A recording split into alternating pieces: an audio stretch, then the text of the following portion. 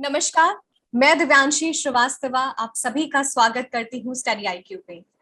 आज इस interview session में हमारे साथ जुड़े हैं त्रिपुरा पुलिस सर्विस ग्रेड 2 में रैंक 1 हासिल करने वाले Jayant Dubey ji. Welcome Jayant to study IQ. Thank you ma'am, thank you. हम हमेशा जो फाइनल रिजल्ट होता है उसकी बात करते हैं, लेकिन हम ये कभी नहीं बात करते कि जर्नी कितनी ब्यूटीफुल है और ये जो मंजिल है वो ही आपको आज इस रिजल्ट तक पहुंचाती है। इसलिए मैं जयंत के बारे में बता दूं तो इन्होंने बीकॉम ऑनर्स किया है। 2015 से ही इस एग्जामिनेशन की वो तैयारी कर रहे हैं, और ना केवल इस एग्जामिनेशन की बल्कि अलग अलग एग्जामिनेशन की। But he was not getting to the final list. But कहते हैं ना, हर एग्जामिनेशन के बाद जो असफलता हुई, शायद आज वही एक कारण है कि जयंत हमारे साथ हैं with rank 1 in Tripura police service. मैं ये कहना चाहता हूँ एट द आउटसेट कि मैंने 2015 में अपना ग्रेजुएशन कंप्लीट किया था। तो फाइनेंशियल अकाउंटिंग ऑनर्स था मेरा यूनिवर्सिटी ऑफ कैलकाटा से। उसके बाद ग्रेजुएशन के टाइम में ही मुझे पता चल गया था कि मैं कॉमर्स स्ट्रीम से आगे नहीं पढ़ूंगा, मुझे सिविल सर्विस ज्वाइन करना है। ये बात मैंने तभी तय कर लिया था। लेकिन उस वक्त हमारे पास इतनी एक्सेसिबिलिटी नहीं थी कि ऑनलाइन कोर्सेज हो, क्लासेस हो। हमको वेस्ट बंगाल में कोई अच्छा इंस्टीट्यूशन नहीं हुआ करता था उस वक्त। तो आईएएस सिविल सर्विसेज के लिए उस समय माना जाता था कि दिल्ली या इलाहाबाद या पटना जाके ही हम तैयारी कर सकते हैं।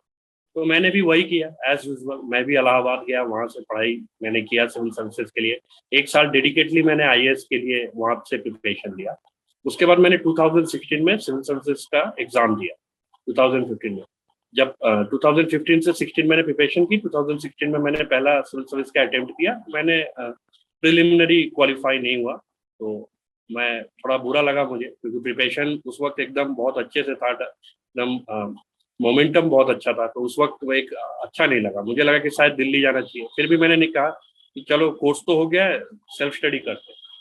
उसी वक्त I think Gaurav sir study IQ भी लॉन्च कर रहे थे। Then other platforms were also making their entry in YouTube and all.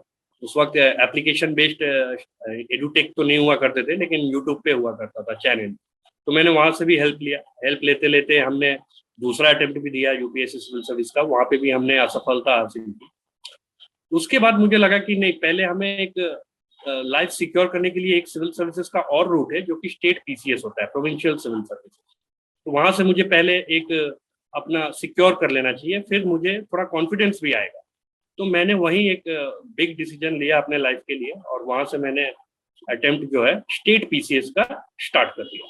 तो 2018 एंड 2019 मैंने वेस्ट बंगाल सिविल सर्विस के अटेम्प्ट लिए, और वहां पे मैंने मेंस लिखा। 2 मेंस मैंने वेस्ट बंगाल में लिखा, प्री क्वालिफाई हो गया मैं।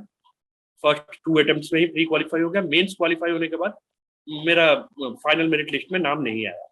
तो मुझे लगा कि ठीक है, थर्ड अटेम्प्ट देते हैं। तब ये कोविड पैंडेमिक आ गया 2020 में। उसी वक्त त्रिपुरा में भी मैंने एक अटेम्प्ट दिया था। तो त्रिपुरा का फर्स्ट अटेम्प्ट में भी मैंने इंटरव्यू तक मैं पहुंचा था। इंटरव्यू के बाद फिर भी मेरा फाइनल मेरिट लिस्ट में नाम नहीं आया। तो अगेन 2020 में फॉर्म आया। ये एडवर्टाइजमेंट जो अभी मैं क्वालिफाई किया हूँ, इसका एडवर्टाइजमेंट 2020 के मार्च में आया था, and by 2021 September I have qualified this examination. Jayant ji, जो आपकी जर्नी है वो बहुत ही इंस्पिरेशनल है, और हमने स्टार्टिंग में भी कहा कि हम खाली रिजल्ट देखते हैं लेकिन हम कभी जर्नी की बात नहीं करते, और शायद ये जो अप्स एंड डाउन्स हैं वही आपको इतना सक्सेसफुल बनाता है किसी भी एग्जामिनेशन में सीख लेने के बाद। जयंत जी, आपने त्रिपुरा पुलिस सर्विस में रैंक 1 हासिल की है, और हमें ये भी पता है कि आप पुलिस ऑफिसर ही बनना चाहते थे। तो मैं जानना चाहती हूँ कि क्या मोटिवेशन था स्पेसिफिकली पुलिस सर्विस के लिए। तो होता यूं है कि मैं तो एडमिनिस्ट्रेटिव सर्विस ज्वाइन करने के लिए ही इस फील्ड में आया था। मुझे पहले इनिशियली मुझे एडमिनिस्ट्रेटिव सर्विस की ही एक पैशन थी। लेकिन जब मैं एक इंस्टीट्यूशन में पढ़ता था, जैसा कि मैंने पहले ही बताया कि मैं आईएएस के लिए कोचिंग करता था, तो जब मैं वहाँ पे पढ़ता था तो वहाँ पे जो क्वालिफाई किए थे वो लोग आते थे वहाँ। तो मोटिवेशनल सेमिनार होता था, उसमें एक आईपीएस को मैंने देखा था। वो आए थे, न्यूली एकदम चयनित होके आए थे। तो वो जब बोलते थे मुझे बहुत अच्छा लगा। मुझे वो यूनिफॉर्म का जो पैशन, वहीं से मेरे अंदर वो आया। तो मैंने उनको देखते हुए मैंने उसके बारे में सर्च किया, दोनों जॉब प्रोफाइल को देखा। फिर मुझे ऐसा लगा कि मतलब आईपीएस एक ऐसा है कि जो पुलिस सर्विस में जो गोल्स होते हैं, जैसे डिपार्टमेंटल गोल्स होते हैं, पुलिस सर्विस के भी अपने एक डिपार्टमेंटल गोल्स होते हैं। वो गोल्स मेरे से भी मैच करता है। एक क्राइम फ्री सोसाइटी, एक पीस एंड ट्रंक्विल सोसाइटी, ये पुलिस फोर्स का मोटिव है कि एक पीस एंड ट्रंक्विलिटी रहे सोसाइटी में। वो मेरा भी मोटिवेशन था कि नहीं अच्छा है, ये मुझे करना चाहिए। और एडमिनिस्ट्रेटिव सर्विस के लिए मुझे कोई ऐसा प्रेफरेंस में डिसलाइक नहीं था। आई ऑलरेडी टोल्ड यू कि दोनों ही मेरे ड्रीम्स थे, बट आईपीएस मुझे ज्यादा अच्छा लगा क्योंकि वहां पे मुझे डेली ग्राउंड लेवल पे जुड़े रहने का मौका मिलता है।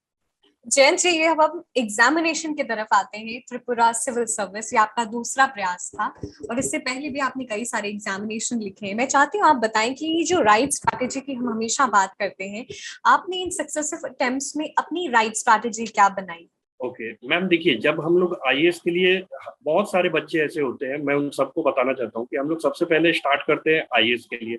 जब हम आईएएस पढ़ने जाते हैं, हमसे 1 या 2 अटेम्प्ट में अगर निकल जाता है then it is very good, बहुत अच्छा हो जाता है। अगर नहीं होता है तो हम लोगों के अंदर एक सेल्फ डाउट आ जाता है कि आईएएस नहीं हुआ, अब क्या करें। तो बहुत लोग क्या करते हैं कि उसमें लगे रहते हैं, 3, 4, 5 अटेम्प्ट देते हैं। अभी कुछ दिन पहले न्यूज में भी आया था कि लोग 5 अटेम्प्ट जाते हैं फिर भी क्वालिफाई नहीं कर रहे हैं। इसमें डिसहार्टेन होने की कोई बात नहीं है। देखिए कॉन्स्टिट्यूशन में ये बात बोली गई है, ये हमारे लॉज में भी है कि मतलब सिविल सर्विसेज में जब आपको जुड़े रहना है तो आप स्टेट पीसीएस का भी रूट ले सकते हैं। आपको जब पब्लिक को ही सर्व करना है, नेशन को सर्व करना है एज अ ब्यूरोक्रेट, तो स्टेट सिविल सर्विस भी आप दे सकते हैं।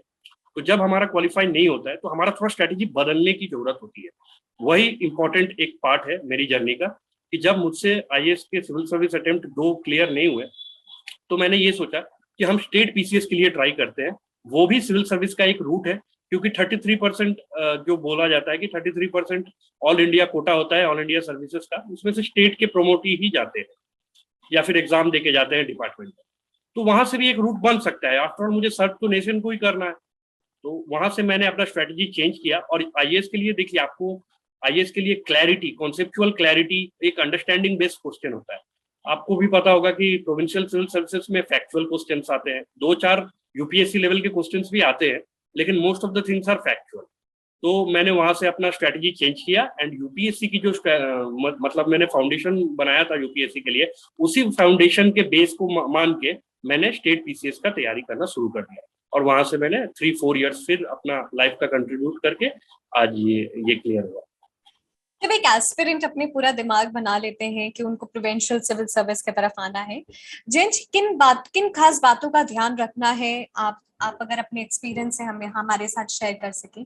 एक एस्पिरेंट जब सबसे पहले ये बात ध्यान में रख लेते हैं कि उनको civil service as a service join करना है, तो सबसे पहले तो उनको ये जानना होगा कि ये सर्विस है क्या, आप क्यों आना चाहते हैं। आप पहले इसको आइडेंटिफाई कीजिए कि आप क्यों आना चाहते हैं इसमें। अगर आपके पास वो बोलते हैं ना कि फायर इन द बेली, अगर वो है तभी आप आ सकते हैं। क्योंकि देखिए ये बहुत ही अनसर्टेन फील्ड है, ये टेरिटोरियल मतलब अननेविगेबल बोलते हैं इसको। इसको आपको कोई पता नहीं है कि क्या है। आपको अच्छे से पहले पता करना होगा कि आप खुद क्यों ज्वाइन करना चाहते हैं ये सर्विस। अगर आपको पता लग जाए कि आपका मोटिवेशनल जो झील है वो क्या है, तो फिर आप अब इसके बारे में, इसके बेसिक्स निटी-ग्रिटी को पहचाने। इसमें क्या पढ़ना होता है, सिलेबस क्या है, इसमें गाइडेंस मैं कहाँ से ले सकता हूँ। अपने पास्ट कोई सीनियर, अपने सोसाइटी या नेबर या फ्रेंड रिलेटिव्स में अगर कोई है तो उनसे बात करें, आपके लिए ये सुटेबल होगा कि नहीं होगा, आप अपना टाइम कमिट कर पाएंगे कि नहीं। तो ये एक लॉन्ग प्रोसेस है, आपको मतलब प्रिपेयर्ड होकर आना पड़ेगा इस लॉन्ग प्रोसेस के लिए। 1 साल तो आपको पूरा सिलेबस कंप्लीट करने में लग जाता है। तो ये पहली कुछ प्रिलिमिनरी बातें हैं जिनको ध्यान में रख के एक स्टूडेंट्स को आना चाहिए। फाउंडेशन बनाने के बाद जब वो एग्जामिनेशन को समझ लेते हैं तो प्रीलिम्स, मेंस, इंटरव्यू, इन तीनों की क्या सटीक स्ट्रैटेजी होनी चाहिए? मैम स्ट्रैटेजी अगर मैं अपनी बात करूं तो मेरी स्ट्रैटेजी ये थी कि मैं मेंस के लिए पढ़ूं। मैंने प्री के लिए कुछ सेपरेटली नहीं पढ़ा, मैंने मेंस के लिए ही बहुत ही डिटेल में पढ़ा। जब मैं पढ़ता था, मैं आपको एक एनेक्डोट बताता हूँ। जब मैं पढ़ता था तो मेरे सर्स बोलते थे, बहुत दोस्त भी बोलते थे कि पहले प्रीलिम क्वालिफाई करना सीख लो, प्रीलिम का प्रैक्टिस लगाना सीख लो। ऐसा नहीं होता है। मैंने बाद में ये चीज रियलाइज किया और मैंने इसको रेक्टिफाई किया। आपको होलिस्टिक प्रिपरेशन करना पड़ेगा और आपका मेंस पर्सपेक्टिव से, क्योंकि अल्टीमेटली अगर प्रीलिम्स निकल भी जाता है, सपोज आपका प्रीलिम्स का कट ऑफ आउट ऑफ 200 108 है एंड आप 54 क्वेश्चन या 55 क्वेश्चन करेक्ट कर ही देते हैं, ठीक है, तो उसके बाद क्या, फिर तो आपको 2-3 महीना ही टाइम मिलेगा। आप उतना डिटेल में राइटिंग प्रैक्टिस पढ़ नहीं सकते। तो आपको मेंस के लिए ही पढ़ना पड़ेगा और बहुत डिटेल में पढ़ना पड़ेगा। मेंस को ही जब आप पढ़े तो डिटेल में पढ़े। एंड आंसर राइटिंग जो है वो मैं ये बोलूंगा कि आप अपने बेसिक 4 या 5 कोर सब्जेक्ट हैं, अगर वो आपके कंप्लीट नहीं होते तो आंसर राइटिंग प्रैक्टिस नहीं करना चाहिए। जैसे ज्योग्राफी हो गया, हिस्ट्री हो गया, ठीक है, फिर पॉलिटी हो गया, इकोनॉमी हो गया, एनवायरमेंट साइंस हो गया, ये 4-5 सब्जेक्ट तो आपके एकदम कोर हो गए, इनके बिना तो प्रिपरेशन स्टार्ट ही नहीं होगा और आंसर राइटिंग भी नहीं होगा।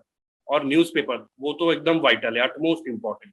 जयंत जी, मैं चाहती हूँ आप बताएं कि जैसे आपने बताया जो प्रोविंशियल सिविल सर्विस है, अगर हम त्रिपुरा की सिविल सर्विस की बात करें तो बहुत सारे फैक्चुअल क्वेश्चंस आते हैं। प्रीलिम्स में फैक्चुअल क्वेश्चंस बहुत जरूरी होते हैं, लेकिन फिर मेंस में किस तरीके से हमें इन फैक्चुअल क्वेश्चंस के साथ साथ एक एनालिटिकल अप्रोच भी चाहिए, अखबार को कैसे पढ़ना है? मैम देखिए, मेरा स्ट्रेटेजी ये रहा है कि जब मैं पढ़ रहा था तो देखिए, हम लोगों के वेस्ट बंगाल सिविल सर्विस में 4 एमसीक्यू पेपर होते हैं और त्रिपुरा सिविल सर्विस में भी एक एमसीक्यू पेपर होते हैं मेंस में। तो मेरा ये स्ट्रेटेजी रहा था कि मैं पहले तो मैं एक बात बताना चाहता हूँ कि विपिन गोयल सर का मैंने एमसीक्यू का बहुत हेल्प लिया था, और गौरव सर का जो करंट अफेयर का एमसीक्यू आता था उसको भी मैंने उस सीरीज को कंप्लीट किया था, 300 बेस्ट एमसीक्यू जो आते थे, तो मैंने वहां से लिया था। और सबसे इंपॉर्टेंट बात यह है कि जब भी आप पढ़ रहे हैं तो इंपॉर्टेंट पॉइंट्स, की पॉइंट्स जो भी है, जो आपको लग सकता है कि एग्जाम पॉइंट ऑफ व्यू से बहुत इंपॉर्टेंट है, आ सकते हैं, उसका आप अपना एक खुद का नोट बनाइए। आप एक हर सब्जेक्ट्स का, जैसे मैंने बताया कि 5 कोर सब्जेक्ट होते हैं, आप अपने 5 कोर सब्जेक्ट्स में से जो मेन पॉइंट जिसमें आपको डाउट लग रहे हैं उसका आप खुद से अपना, क्योंकि आप जब लिखते हैं ना वो आपके सबकॉन्शियस माइंड में कहीं ना कहीं जाके रह जाता है। आप क्वेश्चन देखेंगे तो आपको समझ में आ जाएगा, अरे ये तो लगा है यही हो सकता है। वैसा मेरे साथ बहुत बार हुआ है, मैं खुद का नोट्स बनाता था, अपने जो भी कोर सब्जेक्ट है उसके भी नोट्स बनाए थे मैंने। और आफ्टर ऑल आपको ब्रश अप करने के लिए तो कोचिंग इंस्टीट्यूशंस जैसे स्टडी आईक्यू के मटेरियल्स हो गए, आप वहां से पीडीएफ सर के कोर्स से ले सकते हो, ऑनलाइन टेलीग्राम में मिल जाते हैं, आप उसको ब्रश अप कर लो फाइनली आपके कॉपी से। तो फैक्चुअल क्वेश्चन का बहुत महत्व है अगर पीसीएस को देखा जाए तो, प्रोविंशियल सिविल सर्विसेज में। और ऑब्जेक्टिव के लिए आपको एक मैं और बात बताना चाहता हूँ कि ऑब्जेक्टिव के लिए एक बुक आती है लूसेंट की, पीसीएस के लिए, वो भी काफी हेल्पफुल रहा है, क्योंकि उसमें जनरल नॉलेज जो दिया हुआ है वो 4 या 5 क्वेश्चन आ ही जाते हैं कोई भी स्टेट पीस में, लूसेंट से 4 या 5 क्वेश्चन आ जाते हैं, तो उसको एक बार ब्रश अप कर लो। ये मेरा स्ट्रेटजी है। अगर हम आंसर राइटिंग की बात करें तो किस तरीके से आंसर राइटिंग प्रैक्टिस करनी चाहिए एक एस्पिरेंट को? आप हर दिन आंसर लिखते थे या फिर आप फुल लेंथ मॉक टेस्ट देते थे?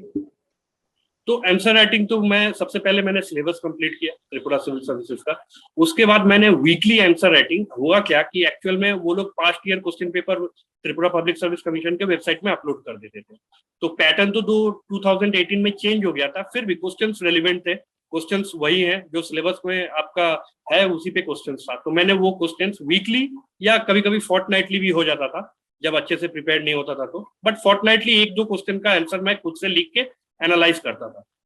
आंसर राइटिंग मैंने उसी से प्रैक्टिस किया था, पास्ट ईयर क्वेश्चंस से। मुझे ऐसे क्वेश्चंस तो कहीं मिले नहीं थे, लेकिन मैं वहां से किया था। एक और मैंने हेल्प लिया था इनसाइट आईएएस वेबसाइट का, वहां पे भी क्वेश्चन बहुत अच्छे दिए जाते थे, मैंने वहां से भी हेल्प लिया था। तो कभी कभी फोर्टनाइट या मंथली भी हो जाता था, मैं आंसर राइटिंग खुद से ही करता था। फुल लेंथ टेस्ट मैंने नहीं दिया था, टाइम मुझे बहुत कॉस्टली थी, टाइम की बहुत वो थी, तो मैंने जो सिलेबस वाइज जो कंपार्टमेंटल वाइज जो सब्जेक्ट्स थे उसी के आंसर राइटिंग प्रैक्टिस किए थे, फुल लेंथ टेस्ट मैंने मॉक नहीं दिया था। किस तरीके से आंसर्स को लिखना है, क्योंकि हम बहुत सारी इंफॉर्मेशन अक्यूमुलेट करते हैं, लेकिन सबसे जरूरी होता है उन जितनी इंफॉर्मेशन है उसको बेस्ट तरीके से आप प्रेजेंट कर सकें।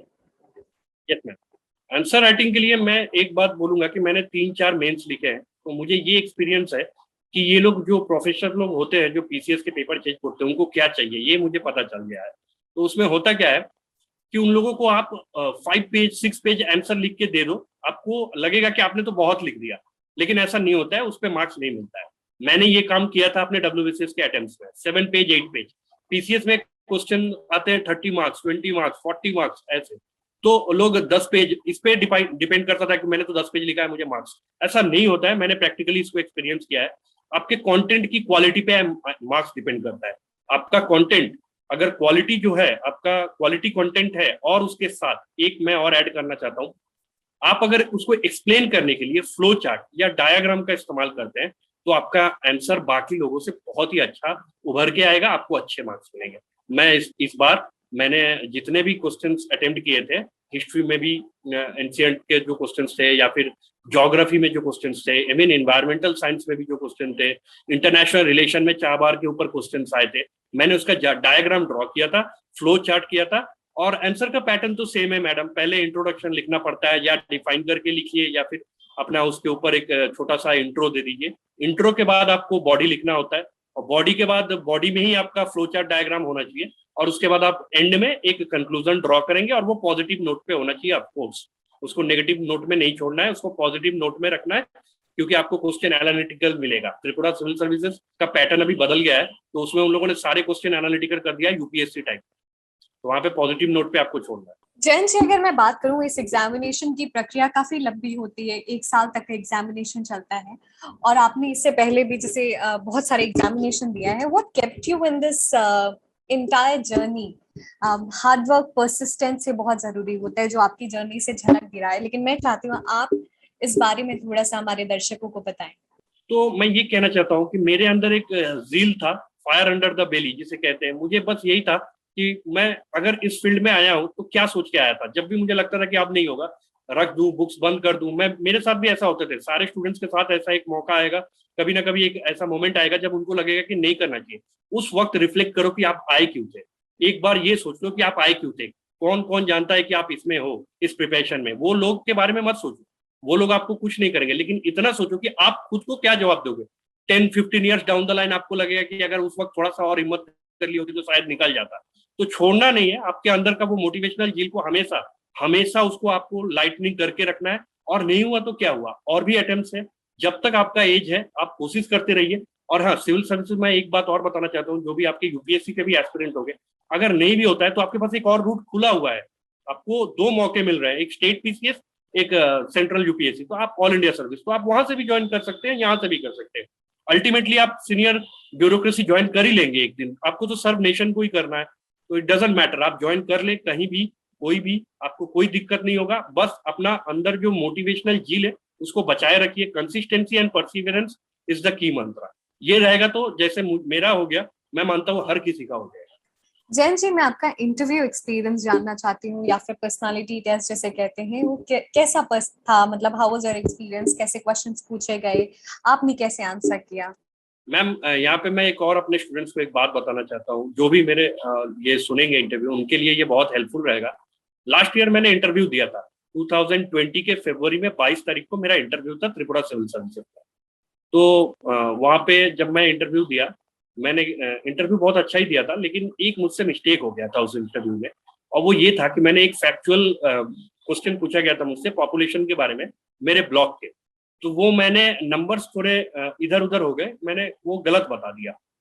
तो वो लोगों ने, उनको पता था, एज वी ऑल नो कि उनको तो सभी पता रहता है, इतने एक्सपीरियंस होते हैं। तो वो उन्होंने बताया ऐसा नहीं है, वो है। तो वो मुझे लगा, जब मेरा सिलेक्शन नहीं हुआ तो मुझे ये लगा कि मुझे बताना ही नहीं चाहिए था। ये आप लोग ऐसी गलती कभी नहीं करें इंटरव्यू में।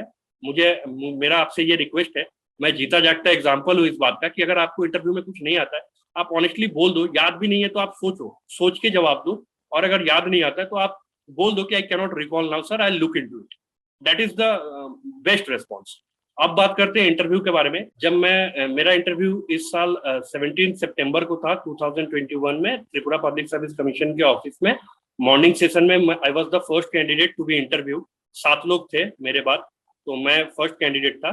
9:30 बजे से मेरा इंटरव्यू स्टार्ट हुआ। 5 मेंबर एक बोर्ड था, और उसमें चेयरमैन थे अलिंद रस्तोगी जी।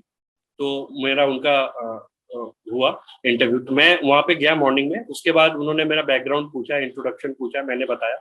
उसके बाद वो थोड़े मेरे एजुकेशनल बैकग्राउंड से उन्होंने क्वेश्चन किया, लाइक कॉमर्स एंड अकाउंटेंसी से आप पढ़े हैं, तो आप नेशनल मोनेटाइजेशन पाइपलाइन के बारे में बताइए, अभी रिसेंटली न्यूज में था। तो 1-2 दिन पहले ही न्यूज में था, तो उन्होंने वो क्वेश्चन मुझसे पूछा, मैंने उसका आंसर किया। उसके बाद उन्होंने पूछा बुल मार्केट, बेयर मार्केट क्या होता है, कैपिटल मार्केट के कितने क्लासिफिकेशन होते हैं। उसके बाद शेयर मार्केट में हमें कैसे पता चलता है कि स्टॉक्स के भाव बढ़ रहे हैं जनरली या कम हो रहे हैं। तो मैंने बताया सेंसिटिविटी इंडेक्स के लिए, सेंसेक्स बोलते हैं जिसे, इस पे क्वेश्चंस थे। उसके बाद मेरी हॉबी चेस थी, तो चेस से उन्होंने क्वेश्चंस किए, कहाँ पे वो हुआ था उसका, पहले कहाँ खेला गया था सबसे पहले। तो मैंने वो बताया कि इंडिया में गुप्ता एम्पायर के टाइम में 6th सेंचुरी में हुआ था।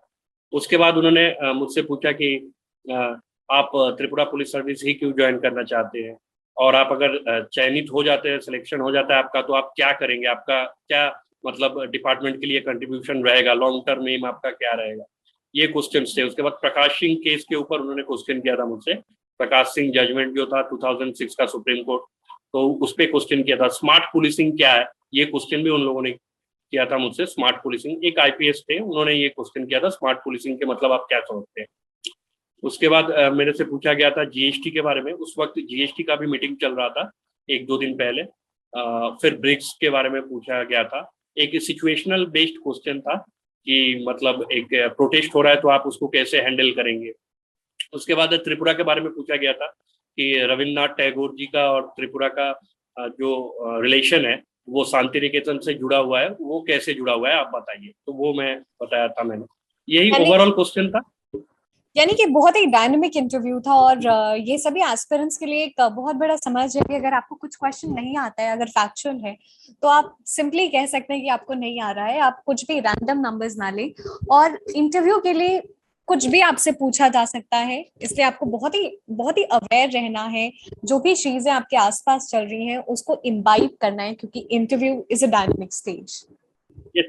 इंटरव्यू के लिए सेपरेट प्रिपरेशन नहीं होता है। आपको अगर लग रहा है कि मेंस के बाद प्रिपरेशन होता है तो ऐसा नहीं होता है। मेंस के बाद आप मॉक दे सकते हो। अगर आप क्वालिफाई कर जाते हो मेंस में तो आप मॉक दे सकते हो। आप अपनी वो जो बॉडी लैंग्वेज है, एटीट्यूड है, उसको आप दूसरे को दिखा के उस पर इंप्रूवमेंट ला सकते हो, but it will be only negligible. आपको ये प्रोसेस जब आप पढ़ रहे हैं तभी आपके अंदर वो स्पिरिट आ जाना चाहिए। वो बोलते हैं ना कि आप जो सोचते हो वो बन जाते हो, तो वो आपको बनना है। आपको वो प्रोसेस में आपको ये समझना है कि आप एक ब्यूरोक्रेट बनने वाले हो। आपसे एक फैक्ट पूछा जाए, आपको अगर नहीं आता है, यू कैन जस्ट सिंपली से आई डोंट नो और I can not recall right now, I will look into it. ऐसे आप बोल दीजिए। आप कभी भी उसको मतलब फॉक्स पास नहीं करना है, उसको ऐसे नहीं बोलना है डायरेक्ट कि यहाँ मुझे ये फैक्ट पता है उसके बाद गलत बोल देते। उस पर आपका इंटरव्यू पे इम्पैक्ट बहुत गलत पड़ेगा और शायद आपका सिलेक्शन ना भी हो उसके वजह से। तो इंटरव्यू एक ऐसा प्रोसेस है जो आपका मेंस और प्री के साथ साइमल्टेनियसली चलेगा। उसके लिए कोई सेपरेट प्रिपरेशन नहीं है, आपको पढ़ना पड़ेगा। और आप 10 क्वेश्चन भी स्किप कर जाते हो तो भी कोई बात नहीं है, लेकिन वो 10 क्वेश्चन स्किप करने का जो प्रेशर है वो आप कैसे हैंडल करते हो, that is the thing they are looking into you. Jain ji, how study IQ has been part of your journey? Study IQ मेरे जर्नी में बहुत ही महत्वपूर्ण एक भूमिका स्टडी आईक्यू ने निभाया है।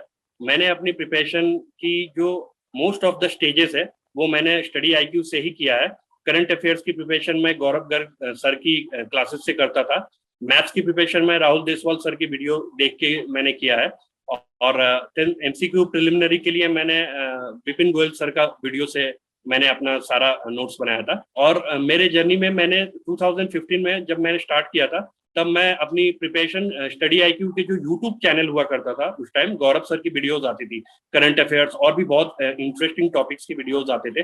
तो मैं वहां से मैंने स्टार्ट किया था। फिर जब ऐप लॉन्च हुआ मैं उस ऐप का मेंबर रहा हूँ, एक्टिव सब्सक्राइबर, जब से वो लॉन्च हुआ था। और उसमें मैंने कोर्स किया था, उसमें से कॉम्प्रिहेंसिव प्रिपरेशन मैंने उस ऐप के थ्रू किया था। Thank you so much, Jayan ji, for joining us in this interview session. The entire team is extremely proud of you on your result.